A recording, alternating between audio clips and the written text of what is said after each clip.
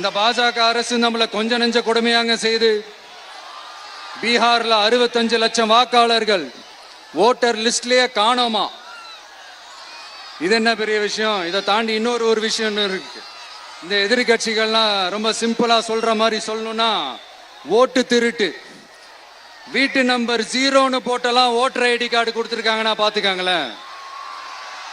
எவ்வளவு பெரிய ஒரு மோசமான வேலைகள்லாம் அவங்க செய்யறாங்கன்னு பாத்துக்கங்க. அடுத்து ஒன் நேஷன் ஒன் எலெக்ஷன், ஒரே நாடு ஒரே தேர்தல். 2029ல இவங்களோட ஆட்சி காலம் முடிய போகுதுன்றது எல்லாருக்குமே தெரிஞ்ச ஒரு விஷயம்தான். அதனால இந்த மாநில அரசுகள் எல்லாத்தையும் கலைச்சிட்டு எல்லாருக்கும் ஒட்டு மொத்தமா ஒரே நேரத்தில் தேர்தல் வைக்கிற ஒரு ஐடியா. அப்பதானே ஒரே நேரத்தில் இந்த தில்லு முள்ளு வேலைகள்லாம் ஈஸியா செய்ய முடியும்.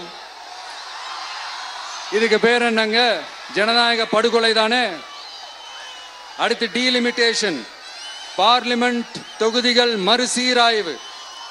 நம்ம சவுத் இந்தியாவை விட நார்த் இந்தியாவுக்கு அதிகமான பார்லிமெண்ட் தொகுதிகள் கிடைக்கிற மாதிரி ஒரு மோசடி வேலையை ஒன்று செஞ்சுக்கிட்டு இருக்கிறாங்க. இதைத்தான் டிவிக்கே முதலையே எதிர்த்தோம், இப்பவும் எதிர்க்கிறோம், இனிமேலும் எதிர்ப்போம். அதனால் இந்த SIR, one nation one election, delimitation இதெல்லாம் எதிர்கட்சிகளை அழிக்கிறதுக்காக ரொம்ப ரொம்ப முக்கியமா நம்ம சவுத் இந்தியாவோட அந்த பவரை குறைக்கிறதுக்காக செய்யப்படுற ஒரு மோசடி வேலைகள். இது ஒட்டுமொத்த இந்தியாவுக்கும் பாஜக அரசு செய்யற ஒரு துரோகம்.